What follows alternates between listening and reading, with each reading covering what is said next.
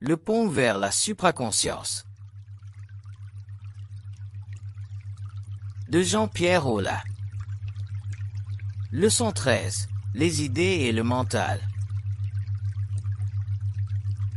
Les idées constituent la fonction évolutive ultime de l'activité interdimensionnelle.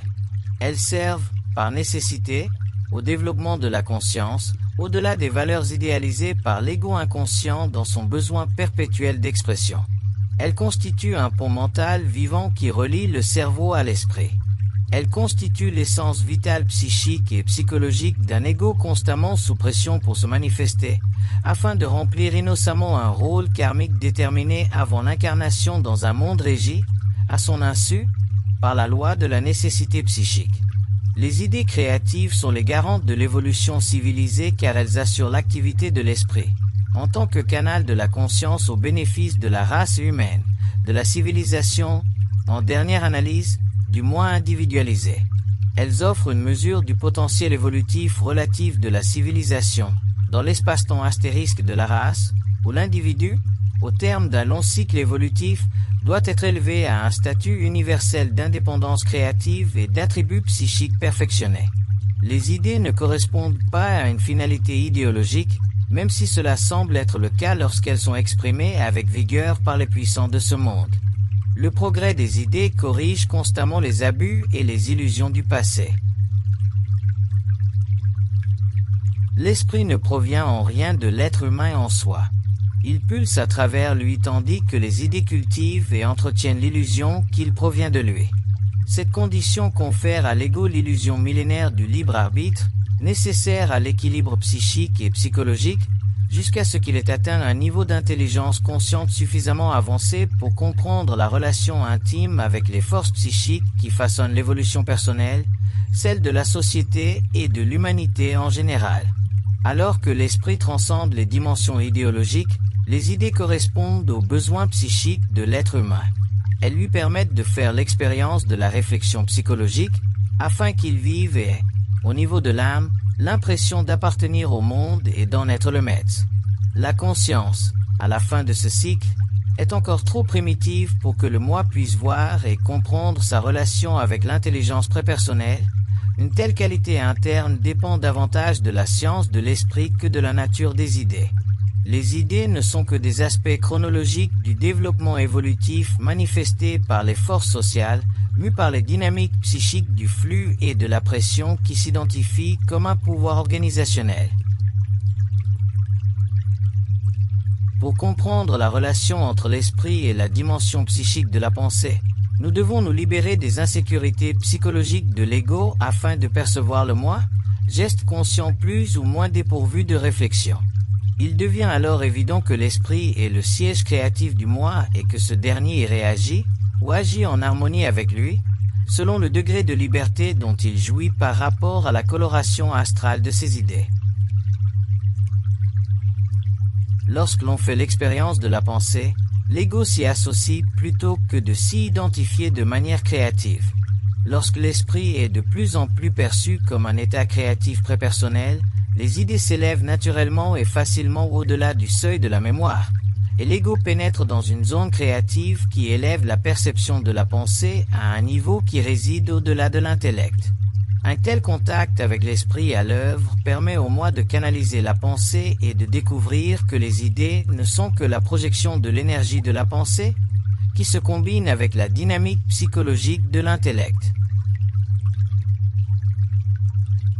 Il n'est pas du tout évident, à première vue, que les idées proviennent d'un centre mental réellement dissocié des éléments psychologiques de la personnalité.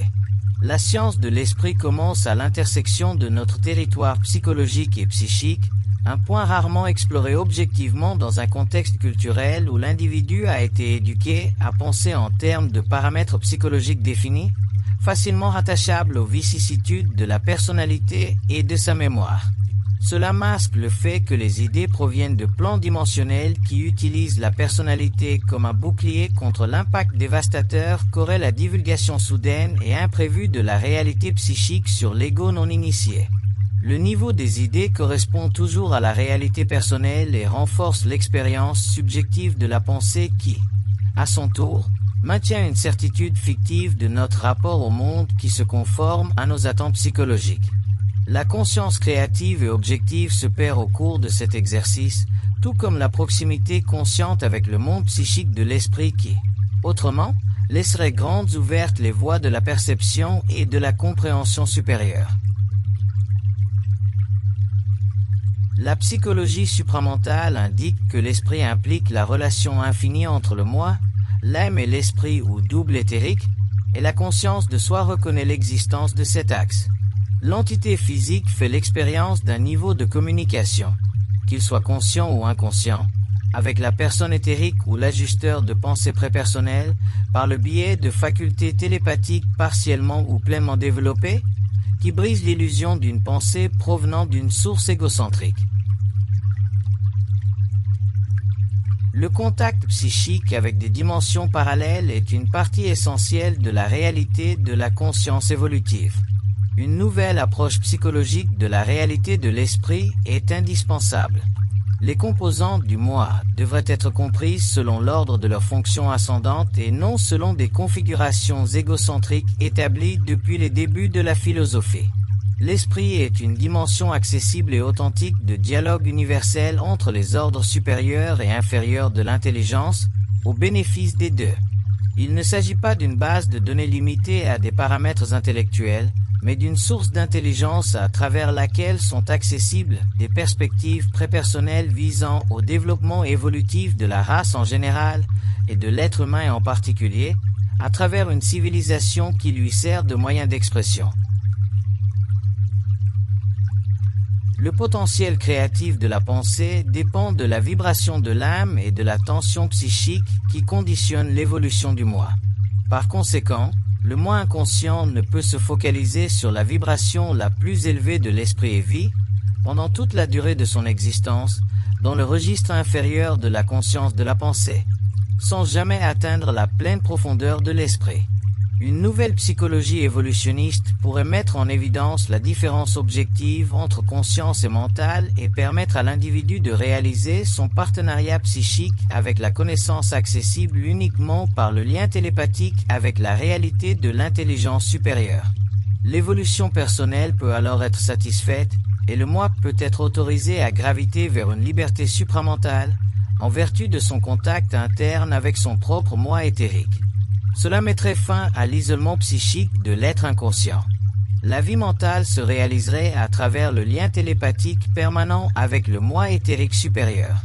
Cela permettrait l'accès aux aspects les plus inaccessibles de la réalité, initiant le moi au fondement de la connaissance supramentale de la conscience.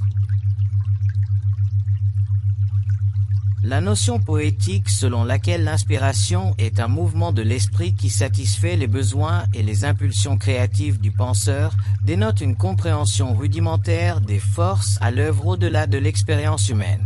L'inspiration, comme on l'appelle, ne fait que révéler l'aspect personnalisé de la relation occulte entre les niveaux de l'intelligence humaine et d'autres. Même si nous la considérons comme un mouvement non régulé de la psyché, elle est une véritable expression créative interdimensionnelle, bien que teintée par le profil psychique de l'âme qui conditionne le lien télépathique avec le double éthérique ou la force de l'esprit. Le concept d'inspiration n'explique pas, en soi, le phénomène créatif. De plus, il le limite au niveau subjectif de l'expérience de la pensée. L'inspiration est une fonction spontanée de l'esprit. Cette dernière a le pouvoir de la construction créative de la pensée instantanée et prépersonnelle à travers le mouvement d'une activité mentale supérieure qui navigue dans la nature interne de l'intelligence. Si nous étions conscients des différents plans de l'esprit, le concept d'inspiration serait instantanément remplacé par une communication télépathique directe établie de manière permanente au sein du champ de la conscience. Le pouvoir créatif de l'esprit est interdépendant d'autres plans totalement dissociés de l'intellect humain. La compréhension de ce fondement introduit la conscience aux niveaux les plus élevés de connaissances pouvant être atteints sur une planète dans son espace-temps évolutif. En d'autres termes, la qualité stimulante de l'esprit reste un aspect expérientiel de la relation égo-âme, tandis que l'aspect communicatif de l'esprit libère l'ego de l'expérience et transforme l'inspiration en une forme nouvelle et permanente d'expression liée à l'origine inaltérée de la pensée en soi. Par l'inspiration, la pensée se teinte, tandis que par la communication, la pensée cesse d'exister en tant qu'artifice expérientiel de l'âme et devient un instrument révélateur. L'inspiration peut être suspecte, car elle active des forces psychiques qui ne peuvent être contrôlées, d'un point de vue supramental parfaitement intégré. Elle s'apparente à un feu que l'esprit créatif ne peut éteindre, tant elle est importante pour la survie subjective de l'image de soi. Les idées sont élaborées par le mouvement de l'énergie mentale et constamment adaptées au niveau évolutif de l'expérience de l'intelligence. Plus la conscience est intelligente et créative, plus les idées seront ascendantes et harmonieuses. L'occulte, ou les lois inconnues de l'esprit, cache une pleine compréhension du processus dynamique des idées, et l'individu se trouve ainsi conditionné par ses impulsions plutôt que de maîtriser sa propre énergie mentale. L'inconscient met constamment le corps mental en vibration ou dans un état de pulsation. Cela crée chez l'être une tension psychique permanente qui se transforme facilement en angoisse existentielle jusqu'à ce que l'ego ait appris à gérer l'énergie traduite en idées. Les idées sont trop souvent la source de l'expérience, au cours de laquelle l'ego est amené à prendre conscience, malgré lui, de son manque de contrôle sur sa propre vie et de la souffrance qui en découle, ce qui fait partie de l'évolution de l'âme au détriment du moi. L'être humain est un être multidimensionnel dont les fonctions physiques, psychiques et psychologiques correspondent aux besoins que ressent le moi de s'adapter à sa propre énergie mentale afin que sa conscience puisse, avec le temps, se stabiliser de manière permanente dans le contexte humain. En examinant plus en profondeur la signification de l'esprit, l'individu en vient à comprendre que sa conscience repose sur la relation entre différents plans d'activité intelligente. La pensée est une facette subjective de la réalité personnelle, résultant de la coloration de l'esprit inconscient, dont la compréhension de la nature de la pensée en soi est déficiente.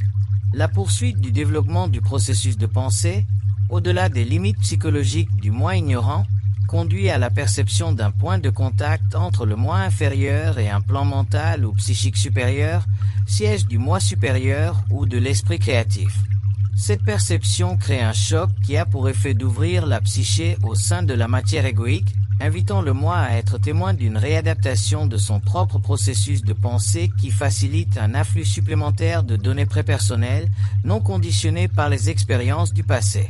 À ce stade, la réalité objective de l'esprit s'unit à l'ego. L'ego devient alors conscient, éveillé à des dimensions mentales qui résident au-delà de la sienne et accessibles par communication télépathique avec une source d'intelligence auparavant silencieuse en raison de son ignorance de celle-ci. Le prochain cycle évolutif mettra en lumière la faculté du moi d'interagir consciemment avec l'esprit psychique. Une révolution personnelle d'ordre psychologique et psychique poussera la conscience, de manière permanente, au-delà de ses limites historiques passées. Le développement de la pensée supramentale permettra l'individualisation globale de la psyché, au croisement entre l'esprit, l'âme et le moi. L'âme est la quintessence des souvenirs expérientiels présents et passés, à partir desquels le double, ou moi supérieur, programme de futurs modèles d'expérience incarnés en vue de la fusion éventuelle de l'âme et de l'esprit. Alors que l'esprit est consciemment focalisé par la compréhension supramentale des lois psychiques de la pensée, l'ego peut se libérer des puissantes forces de l'âme ou karmiques. Il peut élargir sa relation télépathique ou sa relation mentale supérieure avec l'intelligence prépersonnelle, source d'où procède sa réalité personnelle. À partir de là, les idées peuvent participer à un processus libre de croissance créative, imprégné dans le psychisme par des forces affranchies des pressions karmiques qui agissent sur l'âme, et représenter ainsi le lien cosmique entre le moi inférieur et le moi supérieur. L'âme ne peut empêcher le contact éventuel entre les plans inférieurs et supérieurs de la réalité humaine, mais elle peut retarder leur fusion par l'expression inconsciente des forces à sa disposition, grâce à son lien avec le plan astral ou avec la mort. La traduction de la réalité en termes conceptuels intelligibles requiert une alliance psychique avec le connaissable, au-delà du pensable. L'esprit, en tant que science bien fondée de la psychologie supramentale, peut éclairer la nature de la psyché. Une telle évolution ne peut se produire par la manipulation égocentrique d'idées caractérisées par le rationalisme. La conscience supramentale puise sa connaissance dans le défi télépathique d'un contact avec le plan mental supérieur. Les idées et l'esprit sont interdépendants mais pas nécessairement complémentaires. Dans le premier cas, elles ne peuvent être dissociées de l'esprit, tandis que dans le second cas, l'ego inconscient ne s'imprègne pas nécessairement de l'élaboration créative et prénaturelle de son énergie idéative. Si l'ego ne fait pas l'expérience de l'énergie mentale de manière consciente, il reste soumis à la loi karmique de la conscience, s'identifiant aux forces de l'âme qui influencent et teintent les idées au profit de l'expérience, compromettant ainsi un parfait équilibre interne. Lorsque le moi prend conscience de l'esprit et de sa complémentarité avec le flux et la création des idées, il peut mettre fin à ce que l'âme impose en termes d'expérience inconsciente par une manifestation de la volonté réelle, en opposition libre arbitre.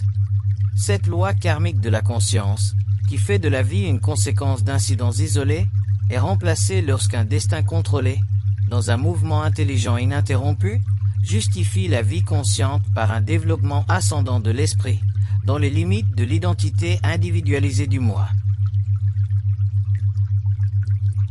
Les idées inconscientes sont la manifestation du contrôle que l'âme exerce sur l'expérience humaine, nous obligeant à admettre, malgré nos idées, que la vie est un processus conditionné par des forces qui résident au-delà de notre contrôle.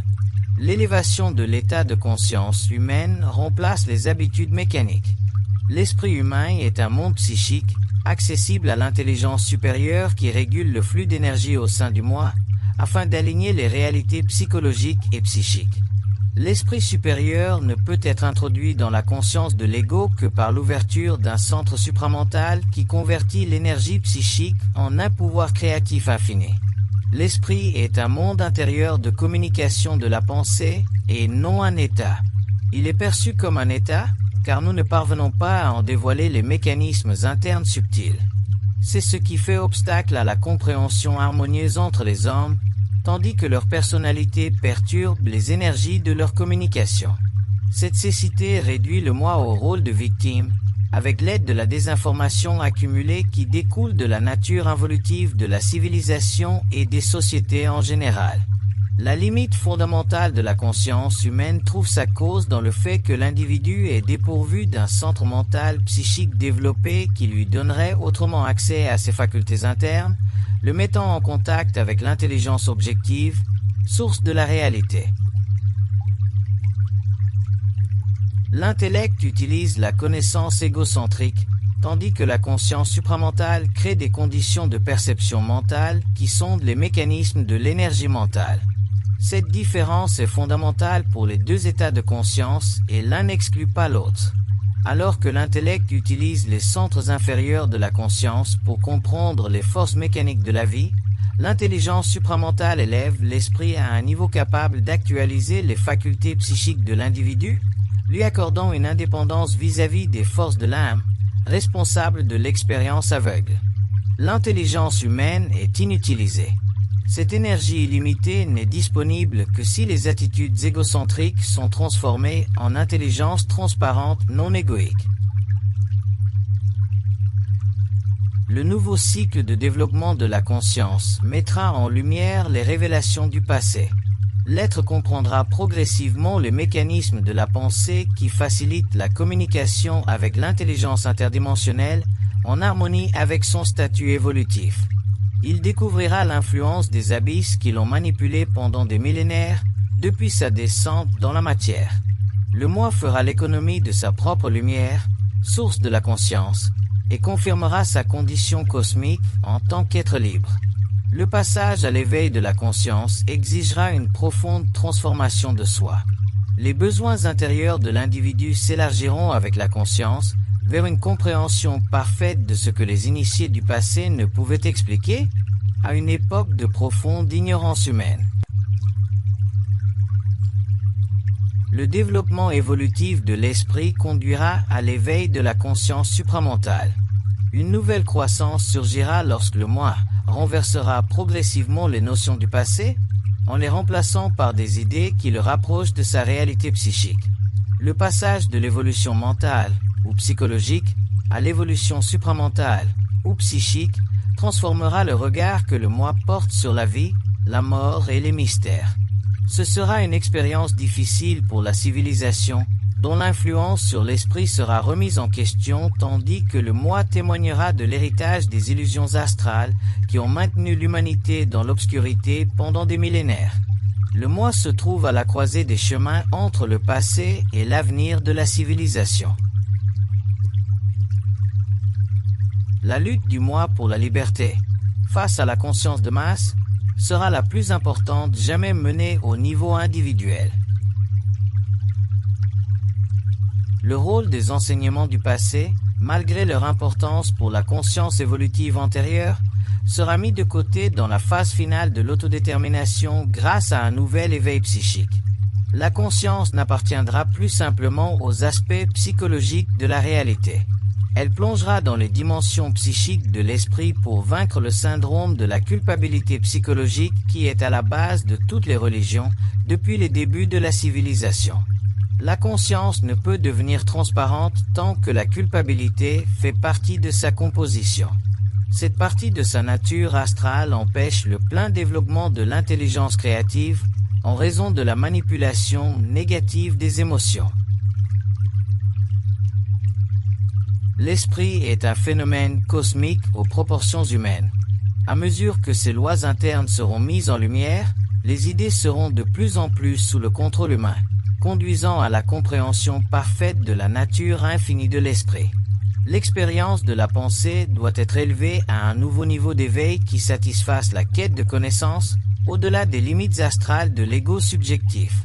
La phase difficile qui s'amorce dans nos sociétés servira à mettre en place les mécanismes nécessaires à la préservation de soi, mécanismes qui ont cruellement fait défaut par le passé. La grande lutte pour la liberté d'expression, malgré le déclin apparent d'aujourd'hui, sera perçue demain comme une période où l'individu a lutté, inconsciemment, à travers l'ère sombre du lavage de cerveau historique qui a conditionné tous les aspects de l'intelligence humaine.